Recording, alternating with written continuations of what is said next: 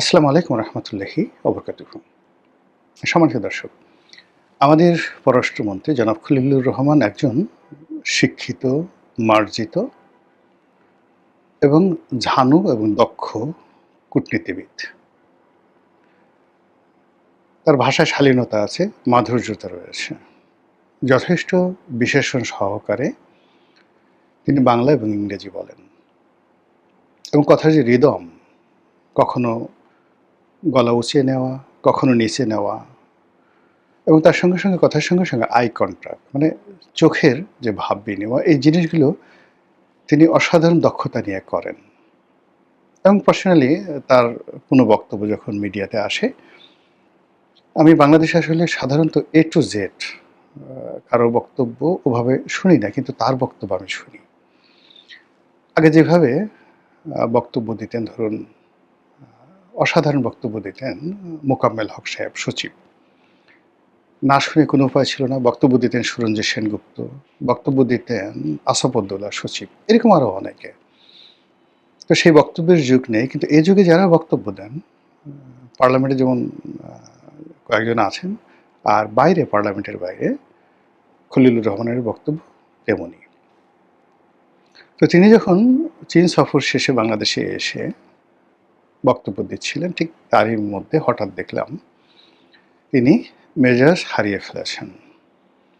যদিও আমাদের যে বাঙালির কতগুলো অসভ্যতামি রয়েছে, আমরা মেজাজ হারানো বলতে বুঝি কাউকে গালি দেওয়া, চুদির ভাই বলা, থাপড়ায় তোর ৩২টা দাঁত খুলে ফেলবো, বের হওয়া আমার চোখের সামনে থেকে, পাড়ায় তোর জিহ্বা টেনে ছিঁড়ে ফেলবো।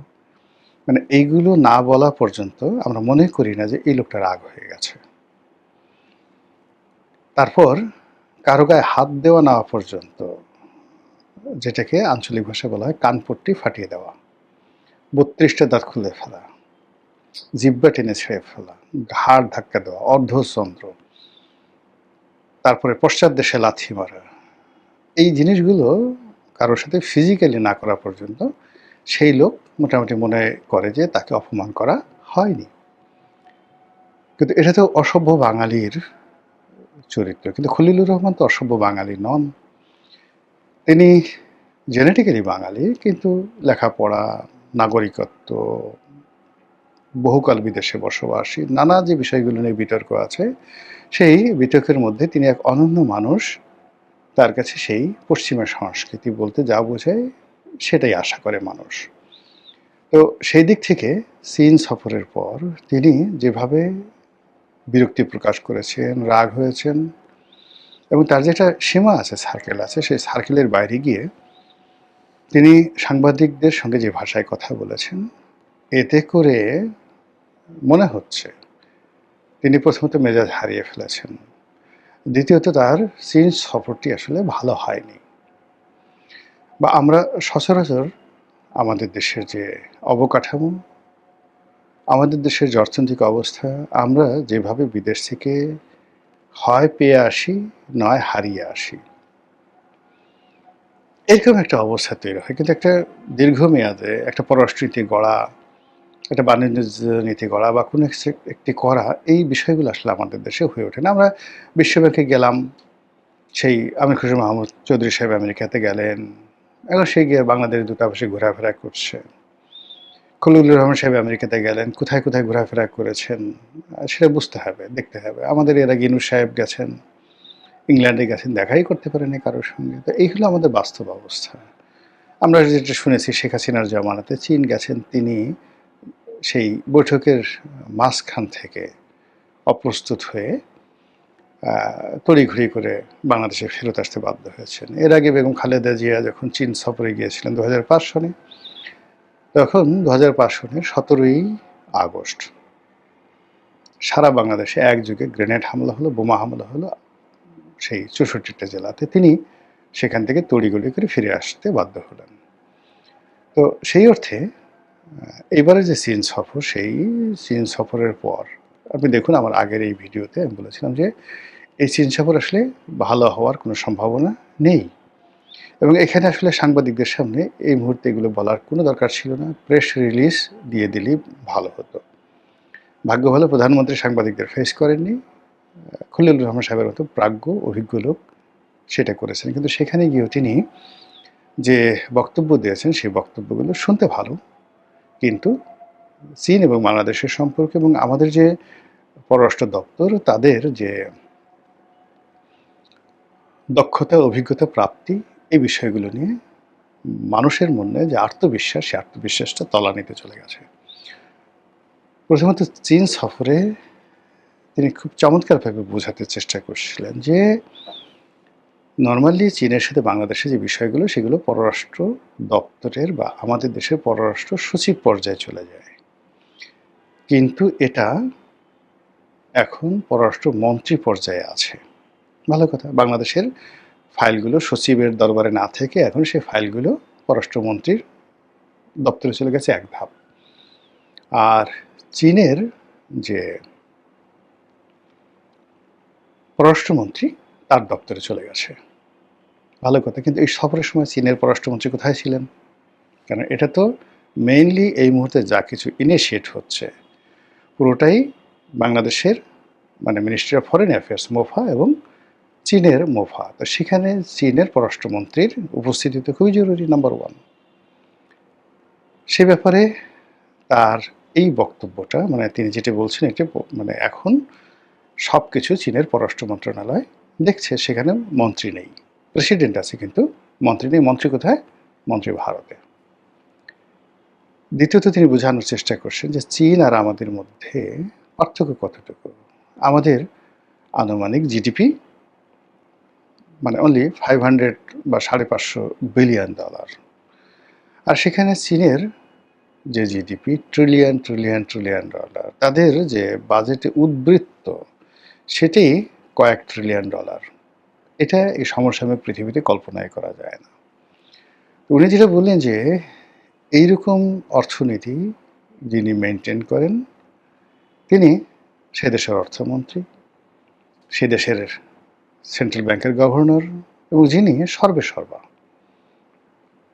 তিনি হলেন চীনের প্রেসিডেন্ট শি জিনপি। তো মিস্টার শি জিনপি তিনি তার পরিষদবর্গকে নিয়ে এই যে এত বড় একটা বিরাট বৈঠক করলেন, ইট মিনস আপনাকে বুঝতে হবে যে আমাদের সক্ষমতা কোন পর্যায়ে, আমাদেরকে কোন পর্যায়ে ট্রিট করছেন। আরে ভাই, আমরা তো এখন আর সেই তলাবিহীন ঝুড়ি নেই।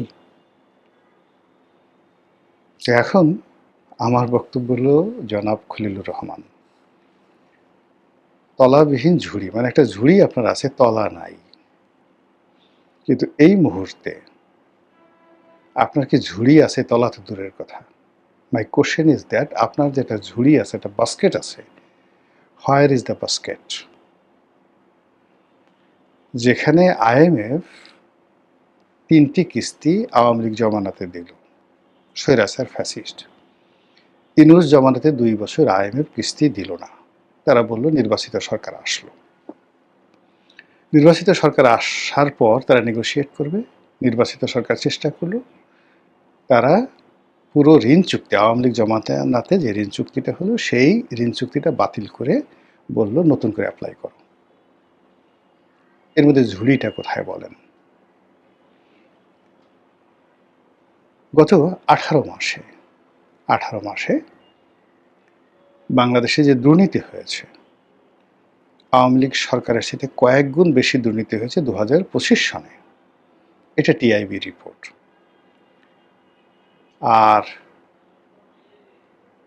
সুইস ব্যাংকে বিগত দিনগুলোর চাইতে, অর্থাৎ যদি আপনি ধরেন 2024 অথবা ধরুন 2023, এই সময়টাতে বাঙালিদের যে ট্রানজ্যাকশন ছিল, স্থিতি ছিল, আমানত ছিল, তার চেয়ে 41% বেড়ে গেছে। আচ্ছা বলেন তো, ডক্টর মোহাম্মদ ইউনূস এবং তার যারা লোকজন এরা কয়জন ছিল? আসিফ নজরুল, রেজওয়ানা, তারপর অন্যান্য যে সমস্ত ফজল কবির খান, এসব মিলে কয়জন লোক? কিন্তু সারা বাংলাদেশের পথে ঘাটের মাঠের যা কিছু নিয়ন্ত্রণ, এর 90% ছিল বিএনপির হাতে, তারপর হয়তো 8% ছিল যাকে বলা হয় জামাতের হাতে, 2% চ্যাংড়া পোলাপানের হাতে। তো এই মানুষগুলো এই যে টাকা পাচার করে পুরো বাংলাদেশকে যে ফোকলা করে দিল, এর দায় দায়িত্ব কি পুরোটা ইউনূসের? এই দায় দায়িত্ব যেভাবেই বলেন না কেন, যদি ইউনূসের দায়িত্ব হয়, খলিলুর রহমান সাহেব তার দায় এড়াতে পারেন না। যদি জামাতের হয় আর বিএনপির হয়, তাহলে তো তাকে এর জবাবদিহি করতে হবে। আর এই কারণে, এই ফোকলার কারণে যদি মেনশন করে সরকারের সক্ষমতা নিয়ে, সততা নিয়ে, অনেস্টি নিয়ে, বিশ্বব্যাংক, টিআইবি, এই যে টোটাল গ্রুপগুলো যদি এই কাজগুলো করে থাকে, তাহলে আমার যে তলাবিহীন ঝুড়ি, বটমবিহীন বাস্কেট, বটমলেস বাস্কেট, বটম আমার দরকার না, আমার ঝুড়িটা দেন আপাতত। ঝুড়িটা বটম দরকার হলে আমি কাপড় দিয়ে তৈরি করে নেব, আগে আমার ঝুড়িটা দেন। ঝুড়িটা কই? তৃতীয় উনি একটা কথা বলছেন, যে সাংবাদিকদের বলছে যে ভাই এইভাবে প্রশ্ন করেন না, আত্মসম্মানে লাগে, বোঝার চেষ্টা করেন আমরা কোথায় আছি। তারপর উনি বললেন যে এটা একটা গণতান্ত্রিক সরকার, এই গণতান্ত্রিক সরকারের যে অবস্থা, জনগণের দ্বারা নির্বাচিত সরকার, তাকে বুঝতে হবে। ভাই খলিলুর রহমান, তা তো সুন্দর করে বুঝলাম।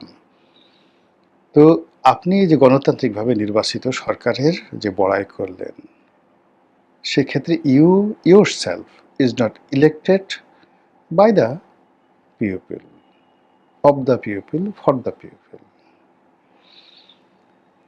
You are appointed by dash dash dash, selected by Dr. Yunus and Gong, then carried by Janab Tarek Rahman,